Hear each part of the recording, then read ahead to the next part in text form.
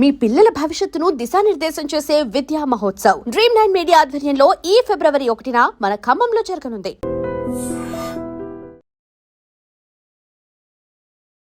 But ఇప్పుడు కేసీఆర్ మాట్లాడుతున్నాడు అంటే కాదు, రేవంత్ మాట్లాడుతున్నాడు. రేవంత్ మాట్లాడినందుకే మేము ఇట్లా మాట్లాడుతున్నాం. ఏదైతే టిట్ ఫర్ టాట్ అనేది ఉంటుందో అది మేము చూపించాలి కదా అనే ఒక మాట ఉంది కదా. ఇది మొదలుపెట్టింది కేసీఆర్ గారే, దాంట్లో డౌటే లేదు. ఈ బూతులు ఇన్ఫ్యాక్ట్ అప్పుడు ఎక్స్ట్రీమ్ ఆపోజిట్ ఉండే, ఎక్స్ట్రీమ్ నేను అన్నట్టు పోవడం జరిగింది. ఇవన్నీ అంత నుంచి సడన్ కిందికి తీసుకో కాంట్రాస్ట్ ఉండే. మళ్ళీ దాని తర్వాత కొందరు వేరే పార్టీ వాళ్ళు కూడా మాట్లాడడం మొదలుపెట్టిండ్రు. వాళ్ళకు కూడా సపోర్ట్లు సీట్లు వచ్చి మొదలుపెట్టినాయి. కానీ పీక్ పోయింది టీఆర్ఎస్ జమానాలే బూతులు. అండ్ అందరు అదే మాట్లాడేది. రామారావు కొడుకు రామారావు తర్వాత వీళ్ళు కూడా అదే మాట్లాడేది. అదైతే నాకైతే నవ్వు వచ్చింది. భారతదేశంలో అన్నిట్లో పెద్ద ప్రెస్ కాన్ఫరెన్స్ ఎప్పుడైందో తెలుసా అండి? కేసీఆర్ గారు ఉన్నప్పుడు ప్రగతి భవన్లో నేషనల్ ప్రెస్ కాన్ఫరెన్స్ స్టేట్లో పెడితే మన రాష్ట్ర ప్రెస్ ప్లస్ ఢిల్లీ ప్రెస్ పిలుస్తారు. ఢిల్లీ కాదు, Malayali press, Punjabi press, Karnataka press, Tamil Nadu press, Meghalaya press, Nagaland ప్రెస్ను అందరినీ పిలిచి హోటల్ అకామిడేషన్ ఇచ్చి మొత్తం ఆడిటోరియం మొత్తము ప్రెస్. ఫస్ట్ మినిట్ నుంచి లాస్ట్ మినిట్ వరకు బూతులు. ఇక నిర్మలా సీతారామన్ అంటే ఇక నేను ఆ బూతులు చెప్పలేను. మోడీ గారిని అన్ని బూతులే. సో అది ఎక్స్ట్రీమ్ లెవెల్, అది పీక్ పోయిందనమాట. తెలంగాణ ఉద్యమం అప్పుడు కోపంతో ఈ కొడుక ఆ కొడుక అని అందరు అన్నారు, ఆ కుటుంబ సభ్యులు అందరూ అన్నారు. అది అనేది లేకుండా కానీ అన్నారు. సో అదే ఎక్స్క్యూజ్. కానీ అది కంటిన్యూ అయింది. ఎందుకంటే పోలీసు వాళ్ళు వచ్చి విపరీతంగా మన వాళ్ళను లాఠీచార్జ్ చేసి కొట్టి ఇది అది చేసే వరకు వస్తాయి కొందరికి వాళ్ళ అప్బ్రింగింగ్ బట్టి వస్తాయి. నాకు కేసు కూడా పెట్టినాను.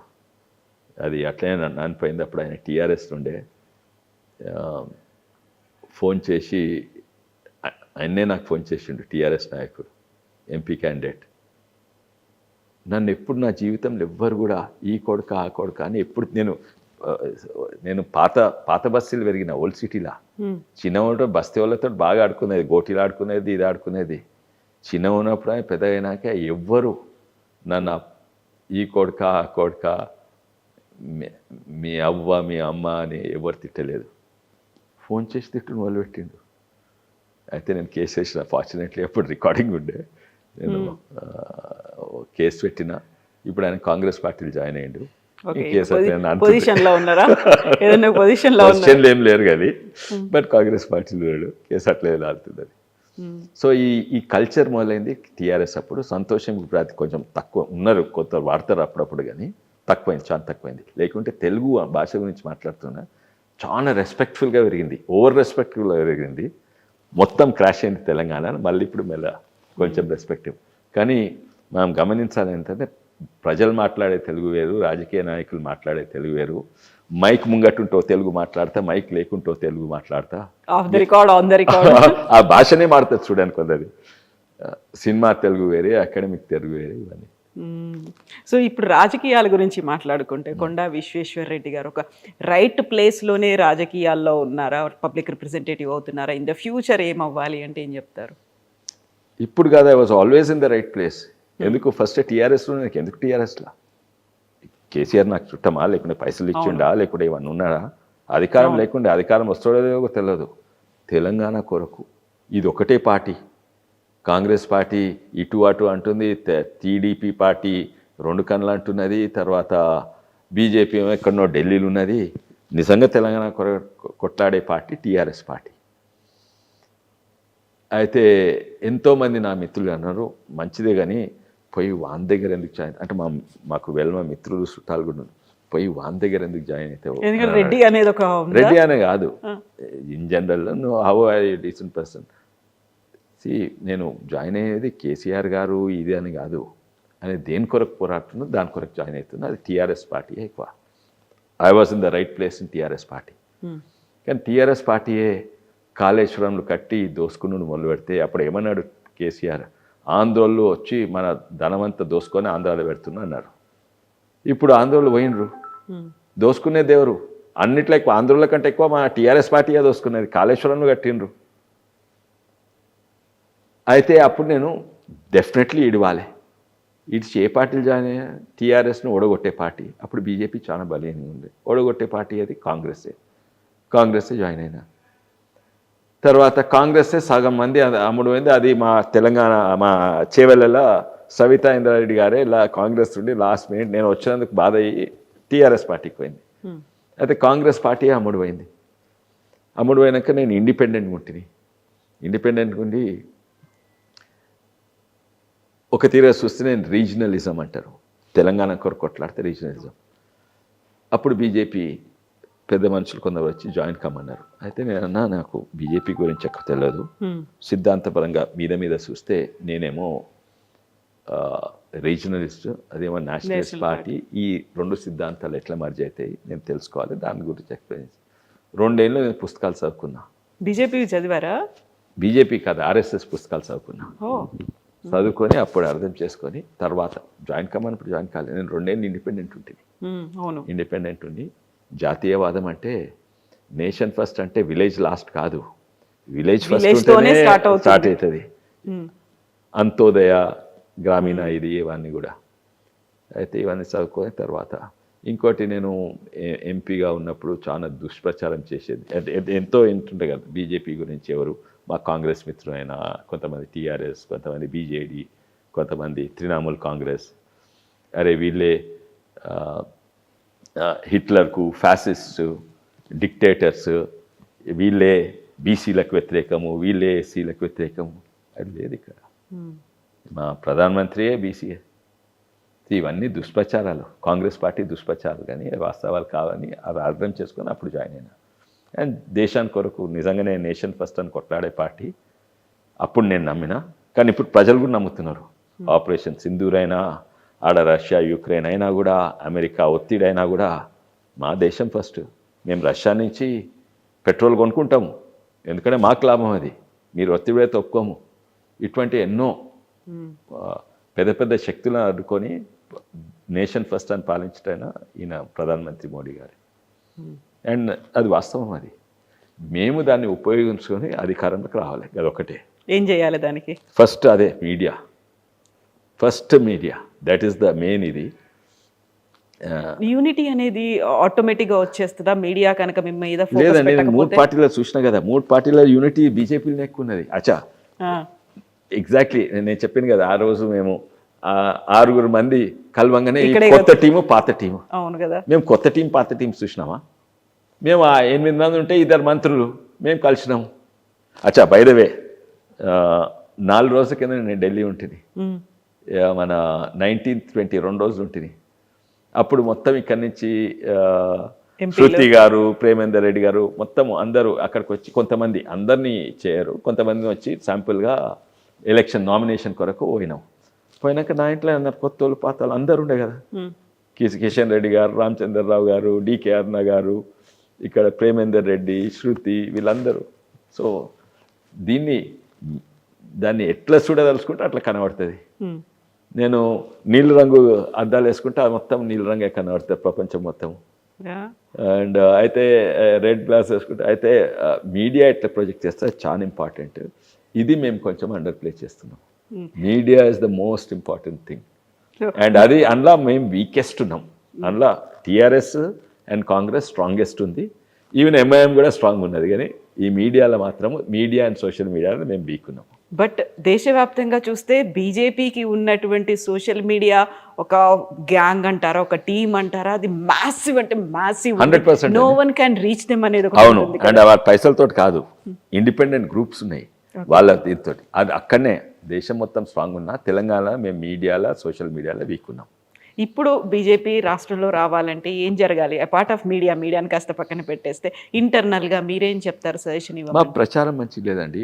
ఉదాహరణగా ఒకటేమో యూనిటీ మీద చెప్పిన, యూనిటీ అన్నిట్లో యూనిటీ మా దగ్గర ఉంటాయి, కానీ మేమే లీస్ట్ యూనిటీ, మా ఐక్యత లేదా ఐక్యత అనే ప్రచారం అవుతుంది. అది ఇడిచిపెట్టు.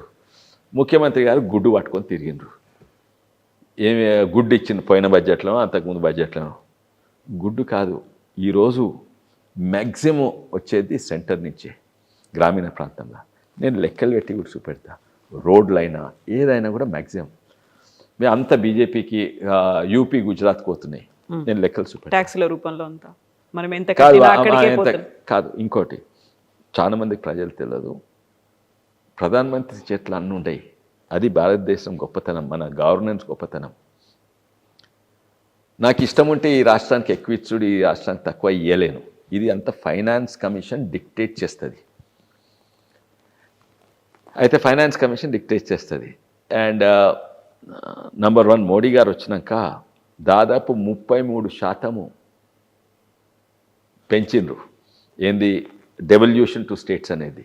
అంతకుముందు 100 రూపాయలు, అంటే కాంగ్రెస్ ప్రభుత్వం 100 రూపాయలు ఇక్కడి నుంచి యావరేజ్గా చెప్తున్నా, 100 రూపాయలు ఇక్కడి నుంచి అక్కడ తీసుకోపోతే ట్యాక్స్ పన్నుల ద్వారా 30-32 రూపాయలు వాపసు వచ్చేది కాంగ్రెస్ ప్రభుత్వం.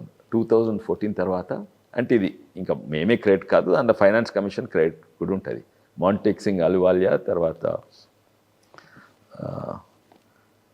మన రిజర్వ్ బ్యాంక్ గవర్నర్ వీళ్ళు ఉండి చేసింది ఏంటంటే 100 రూపాయలు తెలంగాణ నుంచి అక్కడ పోతే 42 రూపాయలు కంపల్సరీ రావాలి తెలంగాణకు. అవి తీసుకొచ్చి తెలంగాణ ప్రభుత్వం చేతిలో పెడతారు. అవి కాకుండా దాదాపు 60% ఉంటాయి కదా, ఆ 60%లో కూడా ఎక్కడెక్కడ ఏం తీయాలని ఉంటుంది. అందులో కూడా వస్తాయి తెలంగాణకు. అయితే వాస్తవం అందులో తక్కువ వస్తాయి, ఇవేమో కంపల్సరీ ఇవ్వాలి, అందులో తక్కువ వస్తాయి. అయితే వీళ్ళు ఏం ప్రచారం చేస్తారు? కేసీఆర్ అదే ప్రచారం చేసింది, ఇప్పుడు కాంగ్రెస్ పార్టీ అదే ప్రచారం చేస్తుంది. ఏంది, అరే ఇక్కడ ఇంటి పనులు కొడితే తక్కువ వస్తున్నాయి, కేంద్ర ప్రభుత్వం మామూలు నడుస్తుంది. కాదయ్యా, అట్లా చూస్తే పన్నులన్నీ రంగారెడ్డి జిల్లా కడుతుంది, ఖర్చు పెట్టేదంతా కరీంనగర్, సిరిసిల్ల ఇక్కడ ఖర్చు పెడతారు.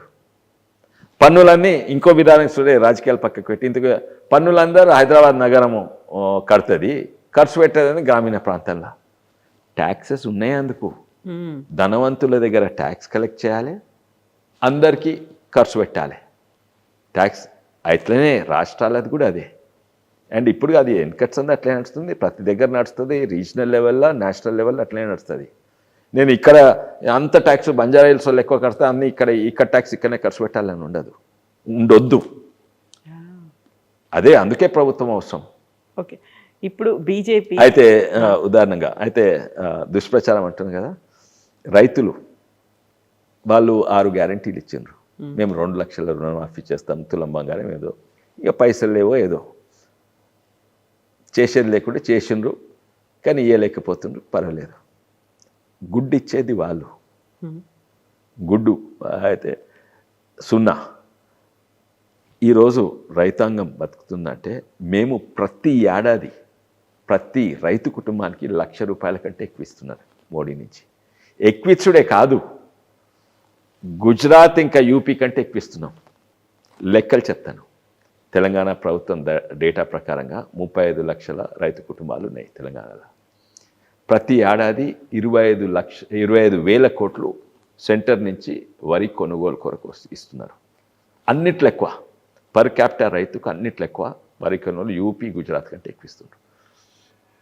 అరే వాళ్ళు ఎందుకు ఇస్తుండ్రు? వాళ్ళు ఉత్తయిస్తుండ్రా? మేము బియ్యం వడ్లు ఇస్తున్నాం కదా. వడ్లు ఎవరికి అవసరం లేదు, మనం తినేదానికంటే 7 ఎక్కువ వండిస్తున్నాం తెలంగాణ. ప్రతి రాష్ట్రం తినేదానికంటే ఎక్కువ అవసరం. వరి దేశానికి అవసరం లేదు, ఎక్స్పోర్ట్స్ అయితే లేవు, ఎందుకంటే మన వరి క్వాలిటీ యూరియా వరి పండిస్తున్నాం. అయితే అయినా కూడా మన తెలంగాణ రైతాంగాన్ని ఆదుకుంటేందుకు 20,000 కోట్లు ఇచ్చి కొంటున్నాడు. అవి మురిగిపోతున్నాయా, లేకుంటే పోల్ట్రీ ఫీడ్కి వాడుతుండ్రా, లేకుంటే ఆల్కహాల్ తయారు చేస్తున్నా, అది వేరే విషయం. ఎక్స్పోర్ట్ అవుతుందా? అయితే లేవు, అది వాడుకో. ఎందుకంటే రైతాంగం అవసరం లేకుండా కొంటుండే, ఎందుకంటే రైతాంగాన్ని ఆడుకోవాలి. 25,000 కోట్లు ఇంటూ 35 లక్షలు అంటే ప్రతి కుటుంబానికి 71,000 వస్తుంది యావరేజ్గా. మళ్ళీ ఈ వరి ఎట్లా పెరుగుతుంది? అప్పుడు టీఆర్ఎస్ కాళేశ్వరం వల్ల పెరుగుతుంది. కాళేశ్వరం కూలిపోయినాక ఇంకా ఎక్కువ పెరుగుతున్నాయి. కాళేశ్వరం కూలిపోయిన పనిచేస్తలే కదా, ఎట్లా పెరుగుతున్నాయి? ఇప్పుడు ఉత్తమ్ కుమార్ రెడ్డి గారు తను నిజమే మాట్లాడతారు. ఆయన లాస్ట్ ఇయర్ 24, 25 2,80,00,000 టన్ల వడ్లు ఉత్పత్తి అయింది, ప్రొడక్షన్ అయిందని చెప్పిండ్రు. మనం తినేది ఎంత? మన తెలంగాణకు అవసరం ఉన్నది ఎంత? 4 కోట్ల జనాభా ఏడాదికి యావరేజ్ 72 కిలోలు తింటే అది 29 లక్షల టన్నులు అవుతుంది బియ్యం. అంటే వడ్లు అంటే 41 లక్ష. అంటే 41 లక్ష తింటే మనం పండించేది 2,80,000. ఎవరికి అవసరం లేదా వరి? అయినా కూడా కొంటున్నా ఆదుకుంటుంది. ఆ వరి ఎట్లా పెరుగుతుంది? కాళేశ్వరం కూలిపోయినాక ఇంకెక్కువ పెరిగింది. ఎందుకంటే యూరియా వల్ల పెరుగుతుంది. ఇంకోటి ఎంఎస్పి ఎంత ఇస్తుందో తెలుసా అండి? మీరు గూగుల్ చేసి చూడండి. మనం ఎక్స్పోర్ట్ ఎందుకు చేయగలుగుతామంటే WTO ఉంటుంది, world trade organization. Dumping, anti dumping అని ఉంటుంది. అంటే మనము 100 రూపాయలకు ఉత్పత్తి చేసి జస్ట్ ఎక్స్పోర్ట్ డంపింగ్ కొరకు 50 రూపాయలకు అమ్మలేము చైనా అన్న వేరే దేశాలకు.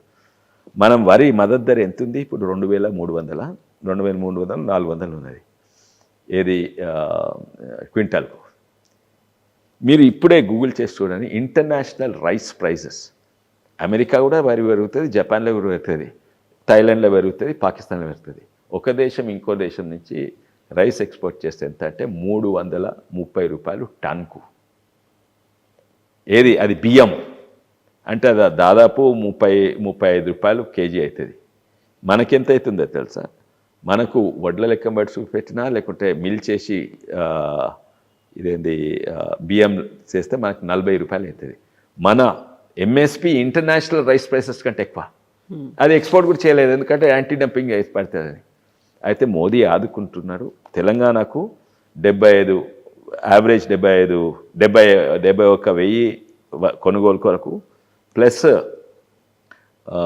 దాదాపు 20,000 యూరియా సబ్సిడీకి, ప్లస్ 6,000 రూపాయలు ప్రతి రైతు కుటుంబానికి. ఇవన్నీ కలిపితే నేను లెక్క చేసింది 1,03,000 రూపాయలు ప్రతి ఏడాది వస్తుంది. వీళ్ళు 2 లక్షలు ఒక్కసారి ఇస్తా అన్నారు రుణమాఫీ, ఇప్పటి వరకు ఇవ్వలేదు. ఎంతోమందికి 1,00,000 కూడా రాలేదు. కానీ మేము ప్రతి ఏడాది వస్తుంది. అండ్ ఇదే కాక ఎన్నో పెద్ద పెద్ద డేటాలు స్టాటిస్టిక్స్ చూపెట్టచ్చు, కానీ అవన్నీ ఇడిచిపెట్టాను నేను. నిన్న సర్పంచ్ దీనికి వస్తే చెన్వేలి సర్పంచ్ ఇదే ప్రశ్న అడిగిండు. అయితే ఇదే సమాధానం ఇచ్చిన, మీకు వస్తున్నది. కానీ మీ చెన్వేలి గ్రామానికి నేను 4 సార్లు 5 సార్లు వచ్చిన. చేవలలు ఉంటాయి చెన్వేలి గ్రామం. నేను మొట్టమొదటిసారి ఎలక్షన్స్ కొట్లాడిన 2014లో. అప్పుడు వచ్చినప్పుడు చెన్వేలిలో ఎన్ని మోటార్ సైకిళ్ళు ఉండే అంటే 30-40 ఉండొచ్చు. ఇప్పుడు ఎన్ని ఉన్నాయంటే 1000 కంటే ఎక్కువ మోటార్ సైకిళ్ళు ఉన్నాయంట. అంటే ఇంటికి ఒకటి కాదు 2 మోటార్ సైకిళ్ళు ఉన్నాయి. అప్పుడు ఎన్ని కార్లు ఉన్నాయంటే 2 కార్లు. ఇప్పుడు 50 కార్లు ఉన్నాయి చెన్వేలి గ్రామంలో. ఎక్కడి నుంచి వచ్చినాయి?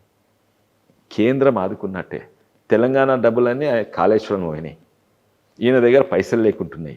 ఈరోజు రైతును ఆదుకుంటుందంటే, రైతు కుటుంబాలను ఆదుకున్నా, గ్రామ పంచాయతీని ఆదుకున్నా ఇది కేంద్రం నుంచే. అక్కడ లైట్ బుగ్గల కాడ నుంచి సీసీ రోడ్లు సెంటర్ నుంచి వస్తున్నాయి, శ్మశాన వాటికనే. అయితే చెప్పడంలో ఫెయిల్ అయ్యారా బీజేపీ? ఎగ్జాక్ట్లీ అండి, ఎగ్జాక్ట్లీ. ఇవన్నీ చెప్పడంలో మేము ఫెయిల్ అయినాము. మా ప్రచారం మంచి లేదు, అవతల దుష్ప్రచారం చాలా మంచిగా ఉన్నాయి.